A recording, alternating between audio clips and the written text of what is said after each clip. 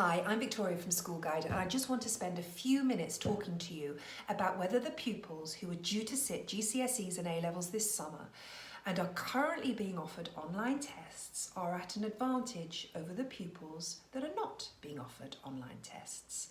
Now, this question's come up because I've seen a real shift in the last few weeks. At the beginning of the process, when the exams were cancelled, some schools said they were going to set tests after Easter.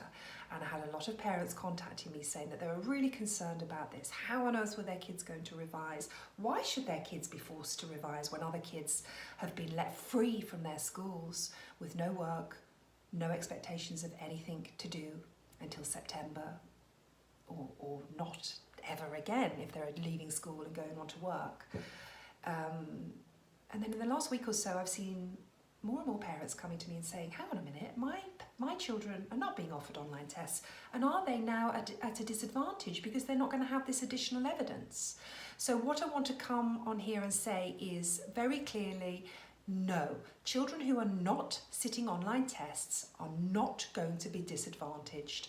Ofqual were very clear when they set out their guidelines at the beginning of April about what should be used for submitting grades, and they said that any work, any homework, any tests, any mocks that were set and taken in after the schools were closed on the 20th of March should not be used as a way to decide the grade. Now, if some schools are choosing to do the online test because it might give them that little bit of extra help they need to work out how secure your child is in a grade. So for example, if they are a high 6, because the schools have to submit, along with the grade to the exam board, they have to submit a mini league table of where your child sits across the grade in that school.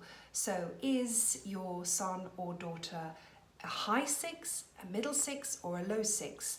Because when the exam boards get all the grades, when they're submitted and they're dealing with them over the process of June and July, they will be working on a national spread. And it could be that, for example, in maths, they don't have enough 5s, or they don't think there are enough 5s for a normal spread. And it might be that your son or daughter, who is a very low, very borderline 6, gets moved into the grade 5 boundary and is awarded by the exam board a grade 5. Okay, so some schools are saying that these online tests are helping them with the ranking, but they are not. The schools are very clear that are setting the online test. They are not being used to decide the grade. Now, even in the schools that they're offering online tests, some parents are choosing to opt their children out of the tests. Some parents I've spoken to are suggesting that their children only sit the online, for example in GCSEs, the online tests for the subjects that they're going to do at A level. The advantage is not academic in terms of grading, but the advantage of the online tests is that they have continued learning longer, they've had a focus longer, and this may help them get back into schooling if it starts again before the end of the summer term. But certainly there might be a few weeks ahead in terms of A-level curriculum or degree curriculum in terms of the learning loss that is inevitably going to happen across this period. So they may be at a bit of an advantage. They will also have the advantage of having a sort of a line in the sand with regards to their exams. So my son, for example, is sitting online tests next week, and he has 2 weeks of tests. He has a timetable that he works through, and then at the end of the process, he can go, I'm done. That's it.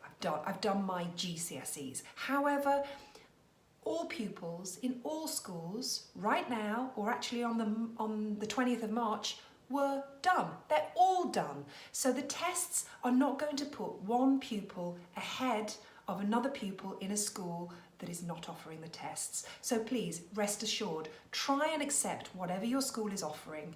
Talk to the head teacher, talk to your child's tutor, and find out what the school's line is. Not line, because it sounds like they're making it up as they go along, but why have they made the decision not to offer online tests? A lot of the decision will be based on resources. Setting tests means they have to set the exams, they have to moderate the exams, they have to mark the exams. Some schools just simply don't have the resources to do that. And other schools are saying to me, listen, We started GCSE curriculum in year 9. We know exactly where each pupil is right now based on the whole journey that they've been through, and we know individual pupils who might have pulled it out of the bag at the last minute and nudged up a grade. So when we are submitting our grade boundaries, we'll take that into account. But remember, they have to submit a grade based on what the pupil would have got if they'd had sat the exams this summer and everything that runs up to that. So as I say, try and accept what your school is doing. No child right now is better off in terms of the grading than any other pupil. Anyway, I hope this video has been helpful. If you've got any questions, you're really welcome to email me, victoria@schoolguide.co.uk. I'm really happy to hear from you. I'm really happy to answer questions. Take care, stay safe, and